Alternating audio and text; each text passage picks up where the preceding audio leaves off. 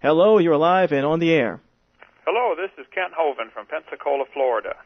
I'll be darned. Yeah, one of your listeners, I'm testing out a new instant message system here. I'm in Arkansas over Christmas, and they said, oh, call the Infidel Guy show. I said, well, I've been on there a couple times, so be glad to. Wow, that's interesting. Didn't expect that. I'm quite shocked. Oh, well, I can hang up if you'd like. No, that's fine. That's fine, I guess, since I'm up here just talking anyway. Well, now that I have you on the phone here, I want to try to get, I don't know if you're tired of River or not, but I want to try to hook up you and River to have a debate. Are you up with that? Are you okay with that? I told River I want him to pay his bill. He lied to me. Okay, he stole money from our ministry, and so I don't want to talk to him till he settles that. Then I will. Oh, okay. How much does he owe you? About $140, I think. I don't know. My office takes care of that. But. Oh, okay. Wow, yeah, because I really love to hear that. By the way, well, since you called in, I remember I called into your program maybe 3 weeks ago or so, and I asked you about why don't we find human fossils mixed in with other primitive fossils and stuff like that. Uh-huh. And I believe you told me, well, so what? We don't find human fossils with chickens and stuff like that as well. And well, and I also said I'm not convinced that we don't find them together. Right. I think we do find them together. Number one, not many. Right. It wouldn't matter. That would be a moot point. Well, I mean, but then again, if you would think that there was a flood and that there were, I guess hundreds of thousands maybe of babies and children and adults drowning, you would think that you would find human fossils. But you said you think you do, but we haven't found any. I'm not trying to say that doesn't mean that what you're saying is false, obviously.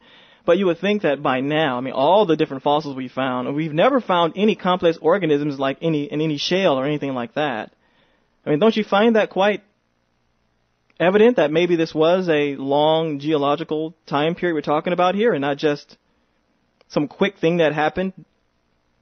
No, I think that the existence of fossils, period, is pretty strange because fossils only form under particular conditions, which are, ideal in a flood. Right. You think of all the millions of buffalo that died out west, in the last 150 years, none of them fossilized. You think how many animals die on the African savanna every day. Oh, of course, right. None of those fossilize. Well, right. Why not? Well, of course, because the environment at that time wasn't right for those organisms to obviously fossilize.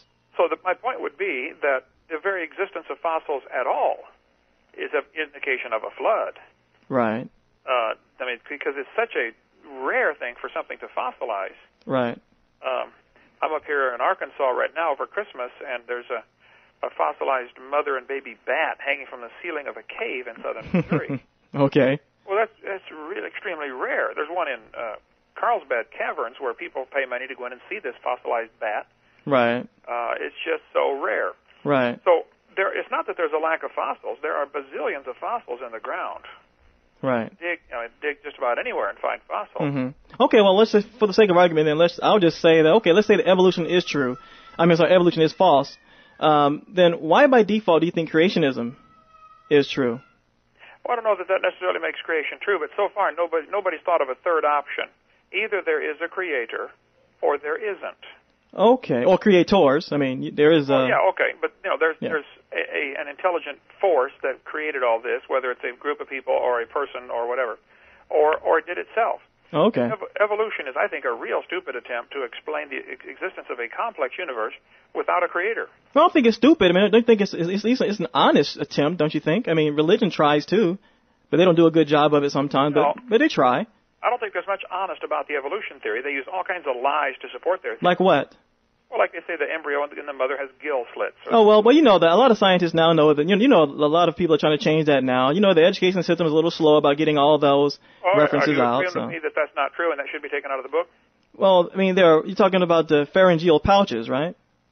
Yeah, they're not gill slits. I can show you hundreds of textbooks where it says these are gill slits, and this is used as evidence for evolution. Well, right. Well, if that's not true, then you would think that books would start phasing them out eventually, right? You would think so. It's been proven wrong since 1875. Yeah, you would think they'd start phasing it out. Okay. They were saying the tailbone is vestigial. There are 9 muscles that attach to the tailbone used for at least 8 bodily functions, and Well, they probably do now, yeah.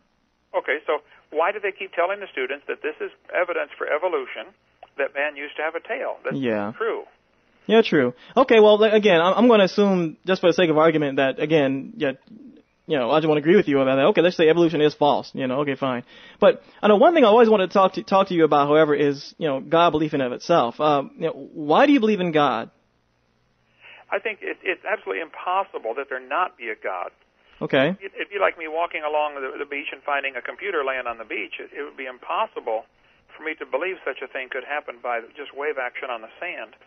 It's much more scientific and intelligent and logical to believe some intelligent person made this thing. Okay. I mean, do you think God is in charge of every single? I mean, does He govern every single sand grain that washes up onto the beach, or? Well, I think if you look at Him as being all-knowing and all-powerful, then He can do whatever He pleases. At least that's what He's revealed to us in His Word. So far, I've seen no reason to reject what He revealed to us. And I've seen no reason to accept the idea. Okay. I mean, like what parts? I mean, let's start with Genesis, I guess. I mean, Adam and Eve's story, of course. Do you believe that's a literal story? I do. Okay. Some issues I have with this, and I want to get your response to this, because I never got a chance to talk to you about this, so I'm really glad you called in, because I've been curious about what you think. But the Adam and Eve story, I have a little problem with that. First of all, I don't understand why God would even make Adam and Eve in the first place. Why do you think God even created Adam and Eve if He's omniscient? I'm slow. I'm trying to get this down. Well, just because He can, maybe. Why do people look at the American chopper or something? Why do they do these fancy motorcycles? Just to show their handiwork. Why do people do a lot of things? Right. But I'm sorry. Go ahead. If we're made in God's image, as the Bible indicates, right, it would seem that God would do things. He is all-powerful, all-wise, all-knowing. Right. And He would do things, as I said, because He can. Just so it's not my job to judge why. It's not the pottery's job to ask the potter, why did you make me like this? I think so. I think so. I mean, because if God gave the clay the knowledge to question, so if God, if He exists, did not want us to question, then why, how can we question? It's kind of an odd thing to say that we shouldn't question God. You think that we can, and that is why we do if, there's a God. Oh yeah, I think it's perfectly fine to question. Yeah. I think if you have an alternative to the God hypothesis, and that alternative, the only one taught in the last 100 years, has been, evolution, then I think you would certainly be wrong to lie about evidence to support your hypothesis, and that might be right. Well, Ken, you have to concede that there are plenty of Christians who just accept that evolution is a mechanism used by God. So you can't say that they are at odds with each other if Christians are willing to concede that. Well, I think even evolutionists would admit that those Christians who tried to say God used evolution, they're not welcome in the evolution camp necessarily, other than to use for sake of argument as you're doing here, because the evolutionist doesn't want a divine foot in the door.